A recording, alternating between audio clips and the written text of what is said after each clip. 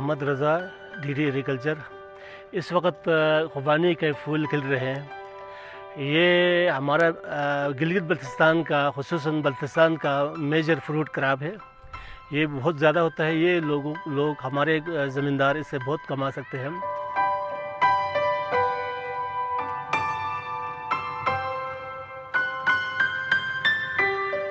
फूल खिलना अभी मार्च के 20 से लेकर 1 अप्रैल तक ये खिलते हैं और इस दौरान पूरे स्कर्दो गिलगित में तो गिर चुके हैं, अभी स्कर्दो में खिलना शुरू हो गए हैं।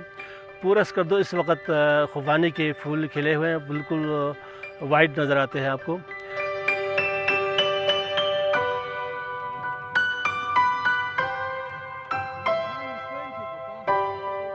तो ये खुबानी हमारे इलाके में बहुत सारे अक़साम हैं। सबसे ज़्यादा जो बेहतर क्वालिटी है जो हलमान है, इसके बाद मरगुलम है, वफुचुलू है, कारफुचुलू, इस तरह के है तो 80 अक़साम है वर्ल्ड में, लेकिन हमारे यहाँ 25 अक़साम मौजूद है। तो इसमें से सबसे टॉप क्लास के हलमान है। ये लज़्ज़त के एतबार से, न्यूट्रिशनल एतबार से बहुत अच्छा है।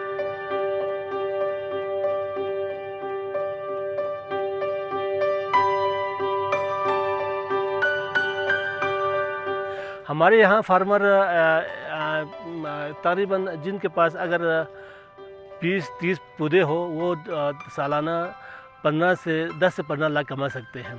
तो इसमें बहुत इनकम है। हमारे इलाके में ये बहुत कमा सकते हैं।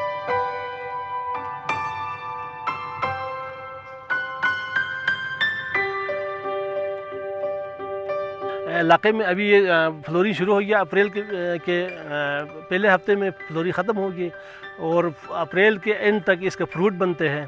फिर आगे जाके जून, जुलाई, अगस्त में ये फ्रूट तैयार हो जाते हैं, मैच्योर हो जाते हैं। तो उस वक़्त ये फल तैयार हो जाते हैं। तो इसकी हमारे अभी आजकल इसको कमर्शलाइज शुरू हो गया है। इसकी प्रोसेसिंग यूनिट बन गया है। इसको लोग प्रोसेस कर रहे हैं, जाम जली बना रहे हैं और इंटरनेशनल मार्केट तक पहुंचाने के लिए हम काम कर रहे हैं।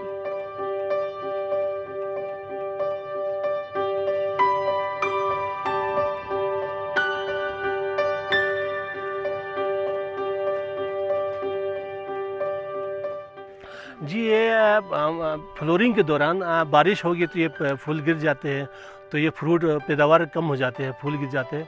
तो एक ज़री उसूल के तहत जब ये फूल खिलना शुरू हो जाते हैं, हमारे ज़री उसूल के तहत जब फूल खिलने से 15 दिन पहले पानी नहीं देना है और 15 दिन बाद तक पानी इसको बंद करना है, तो ये इसको फूल नहीं गिरता है। नहीं तो अगर आप फ्लोरिंग की तरह पानी देंगे तो ये फूल गिर जाते हैं, अगर बारिश हो गई तो वो भी गिर जाते हैं।